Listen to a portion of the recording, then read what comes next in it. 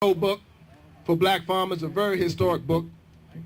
And we're going to ask you all to sign that book because they're going to forward that book to President Obama. Raise your hand back in the back. They're going to pass a book around for you to sign. This young lady right here. Pretty lady with the hat on there. Raise your hand. Don't be shy. All right.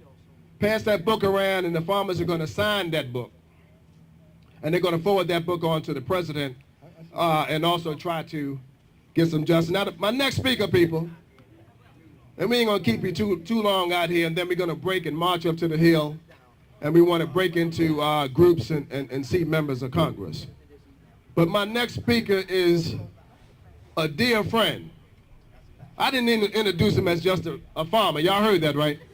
I introduced him as a dear friend, and he's a friend because he's been a friend of the movement, and he's a fighter. And in 2004, the Environmental Working Group, Ken Cook, I saw one of his persons out here earlier today, but they released a powerful study with the Environmental Working Group. We've done 2 historic reports with them. Y'all give the Environmental Working Group a round of applause. Without that study, we wouldn't be able to go to Washington and visit members of Congress and was able to get those doors open. But Leroy McCray is one of the farmers that was highlighted in that report. And he has a lot of history and knowledge. And I just want him to talk to you just a few minutes about what his experience has been as being a black farmer. Y'all give Leroy McCray a round of applause. He's from South Carolina, I believe. Dr. Boyd is right. I'm from South Carolina.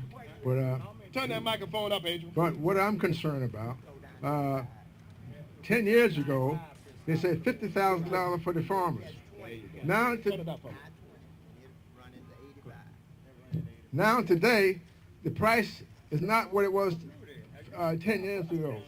I'm about to, let's ask for more.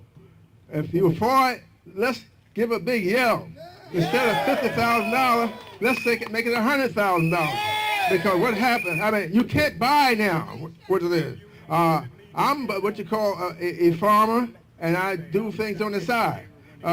When I was asking to get my farm started, I was here, across the street, sitting on the bench over there, and a retired veterinarian came over to me and said, "What are you guys here for?" I said, "Well, we told him." And he said, "Well, who is your veterinarian?" I said, "Well, we don't have one." He said, "I'm retiring in about a couple of months, and I'll be glad to serve you." Now, he was from out in the Midwest, and I'm in South Carolina.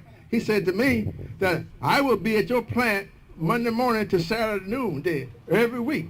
Pay me $100,000. I'm okay. And so we said, okay, that's the deal. We shook hands, that's the deal. Now, I spoke with someone again about this thing about a month ago to let's get this thing moving. So I asked him, what was he charging me? What would be his price? He said, well, what do you think it worth? I said, well, I spoke to a veterinarian 10 years ago. He told me $100,000 would be the thing.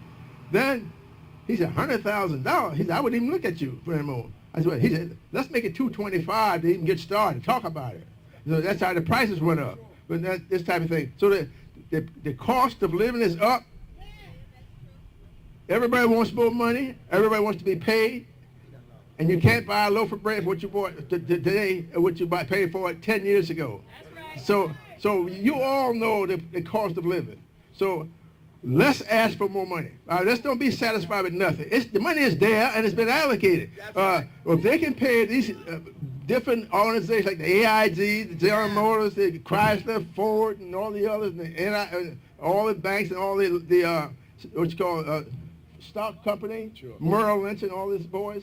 I mean, let's ask for the money. We need it. They don't need it. We don't have an excess number. Our bank account is less than $25,000. We don't have no $1 million in the bank, so we need to put some money in the bank. So let's ask for it. Amen. And say, if you ask, and you shall be given. Knock, and the door shall be open. So I mean, I don't want to stay long because Dr. Boyd is pulling my coat to me quick. So, but he might want to say something to someone else. But I just want to tell you the truth. How I feel about it. Let's get together and we're going to ask for more money.